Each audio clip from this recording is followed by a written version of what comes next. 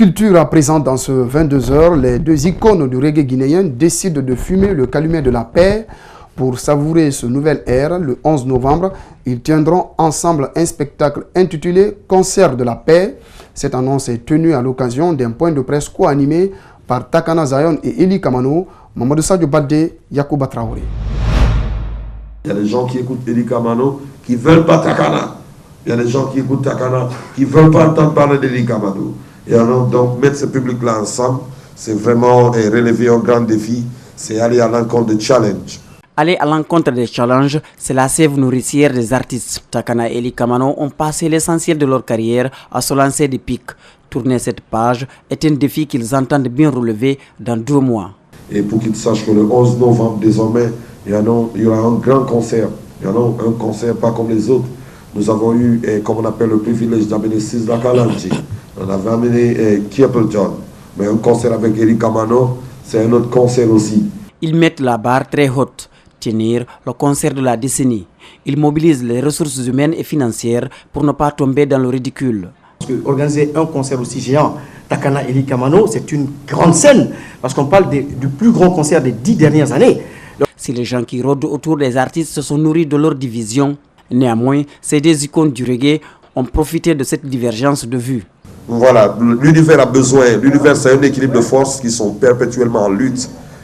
S'il n'y a pas de gens pour mettre, comme on appelle, certaines pressions, tu ne peux pas te surpasser et arriver à un certain niveau. S'il n'y avait pas Takana, Eli Kamano ne serait pas arrivé là. S'il n'y avait pas Eli Kamano, peut-être je ne serais pas arrivé là. Certainement parce que ça serait trop facile. Il faut qu'il y ait la contradiction dans la vie. Avec une dose d'humour, Eli accepte volontiers que Takana soit un jour son parrain dans la conquête des voix dans sa préfecture. Que nous-mêmes qu'on essaye d'écrire notre histoire et qu'on dise qu'à partir de l'instant on est devenu des majeurs et qu'il n'est plus question qu'on se prête à ce petit jeu des enfants, à se lancer encore des piques. Comme il l'a dit, quand je vais me présenter, forcément il sera mon général. C'est lui qui fera de moi le président.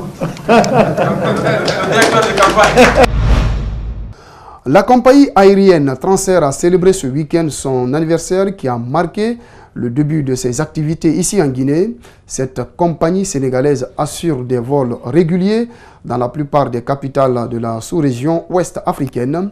Plusieurs personnalités ont pris part à cette fête placée sous la présidence du ministre du Tourisme, de l'Hôtellerie et de l'Artisanat.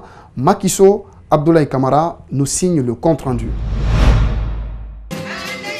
À l'occasion de la célébration de son 2e anniversaire sur le sol guinéen, la compagnie Transair exprime sa volonté d'alléger encore de plus les tarifs de déplacement dans la sous-région. En définissant dans les couloirs sous-régionaux des particularités au niveau des taxes aéroportuaires. Cela, c'est quelque chose que nous avons lancé au Sénégal, que nous avons lancé aux autorités gambiennes, aux autorités bissau-guinéennes, et également aujourd'hui nous le lançons aux autorités guinéennes pour qu'ensemble nous étudions comment améliorer, en tout cas essayer de baisser les niveaux de taxes pour pouvoir encore favoriser davantage le déplacement de nos populations. Et c'est cela également qui va faire que nos aéroports seront viables. Le ministre du Tourisme, de l'Hôtellerie et de l'Artisanat a pris l'engagement au nom du gouvernement guinéen pour œuvrer dans l'amélioration des prix des billets au bénéfice des populations. Et vous avez parfaitement raison. Si on fait payer moins cher, ça incite les clients à venir. Donc si beaucoup de personnes payent moins cher, ça fera un montant plus important que si on charge sur 2 ou 3 personnes qui finiront par se lasser et ne plus venir. Donc vous avez parfaitement raison, nous allons faire en sorte, et je vais transmettre cette commission parce que c'est comme ça que ça doit se faire pour qu'on essaie de baisser les tarifs. Bonne chance et happy birthday to you. La fête de l'anniversaire de Transair est animée par le groupe artistique féminin Les Amazones de Guinée.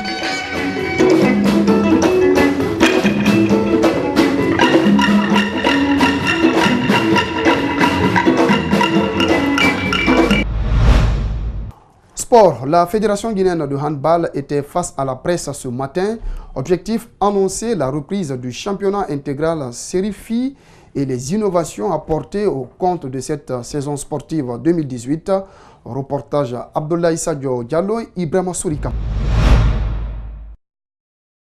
8 équipes féminines réparties en 2 poules de 4 vont s'affronter entre les 24 et 29 septembre à Conakry. Le directeur sportif de la Fédération guinéenne de handball revient sur la constitution des groupes. Nous avons pris la tête de poule des 2 premiers, c'est-à-dire champion et vice-champion. Champion l'année dernière c'était USG en filles et vice-champion Sangaridi. Et nous avons en poule B, en poule A, nous avons pris le 3e du championnat et 4e. Et Caïman TP Espoir, ils étaient en Ligue 2 l'année dernière. Ils sont qualifiés, ils ont joué leur phase montée. Maintenant, là, ils jouent en Ligue 1. Donc, on les a rajoutés pour faire 2 équipes de 4 et 2 poules de 4. Cette année, la formule de la compétition a changé et plusieurs innovations sont apportées. Cette année, nous avons décidé de séparer. C'est-à-dire, on joue le championnat handball féminin. Les filles jouent ensemble. Après ça, nous allons programmer sur les hommes aussi. La formule de compétition, ils vont jouer circuit fermé par poule. Chaque premier est qualifié directement en finale. Maintenant, les 2 deuxièmes jouent le match de classement. Les 2 troisièmes se rencontrent pour le match de classement. Et les 2 quatrièmes aussi se rencontrent pour les matchs de classement de 8e et 7e place. Même dans le timing des matchs du championnat de hand, un changement sera constaté. Cette année, il y aura 3 périodes de 20 minutes et 5 minutes de pause. Donc, nous allons jouer 60 minutes, mais séparément.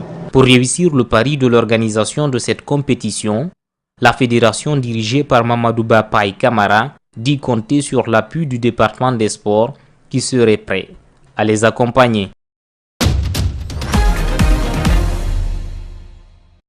Voilà donc ce qu'il fallait retenir sur l'essentiel de l'actualité nationale. À présent, l'actualité africaine.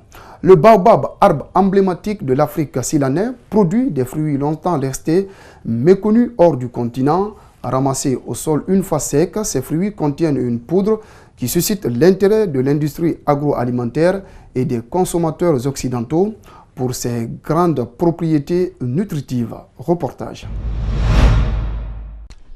Passé de la médecine traditionnelle africaine à la dernière mode alimentaire occidentale, le fruit du baobab est devenu une source de revenus essentielle à Anna Mouvali. Elle vend ceux tombés dans son jardin dans la province du Limpopo en Afrique du Sud. Ce projet a commencé en 2006 et je ne savais pas que le fruit du baobab pouvait avoir de la valeur. Mais l'argent que j'ai reçu depuis le début m'a beaucoup aidé car j'étais vraiment très pauvre à cette époque. Si le baobab intéresse désormais les consommateurs occidentaux, c'est grâce à ses propriétés nutritives exceptionnelles. Il a beaucoup d'antioxydants, de vitamine C et un bon pourcentage de protéines, des acides aminés comme la tyrosine ou le tryptophane pour l'humeur. Et il a aussi des composés anti-inflammatoires. À l'échelle de l'Afrique, les exportations de poudre de baobab sont passées de 50 tonnes en 2013 à 450 tonnes en 2017. Sarah Venter commercialise de la poudre et de l'huile de baobab depuis 12 ans. Elle achète aujourd'hui ses fruits auprès d'un millier de femmes de la région. Nos principaux marchés sont le Royaume-Uni, l'Europe, les États-Unis, le Canada et l'Est est en croissance. Le baobab vit plus d'1 millier d'années et met près de 200 ans à produire ses premiers fruits. Son exploitation est donc aux antipodes de l'agriculture intensive. Les fruits sont récoltés de manière durable. Aucun arbre n'est endommagé, ils sont juste ramassés sous les arbres. Dans une logique de durabilité, l'entrepreneuse a lancé un programme de plantation. Les femmes qui récoltent les fruits se voient aussi confier la protection d'un jeune plant. 1.2 meters. Les arbres ainsi arrivés à maturité donneront des fruits pour le millénaire à venir.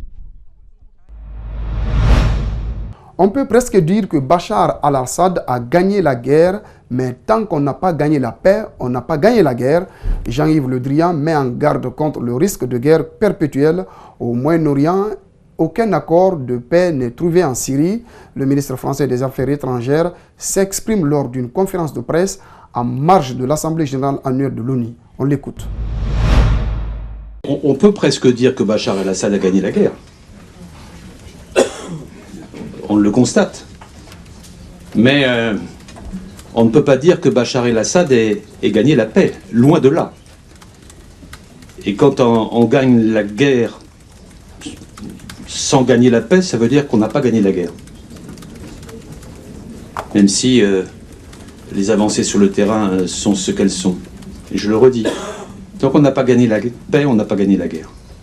Et c'est de la responsabilité de Bachar el-Assad, mais aussi de ceux qui le soutiennent, pour engager une solution politique à la fin du conflit. Sinon, on risque d'aller vers une forme de guerre perpétuelle dans la zone. Voilà, merci aux téléspectateurs qui nous suivent à Sangaredi et partout à travers le monde grâce à Espace TV. C'est la fin donc de ce journal. Il est à revoir sur notre site espacetvguinée.info. Très bonne soirée à tous.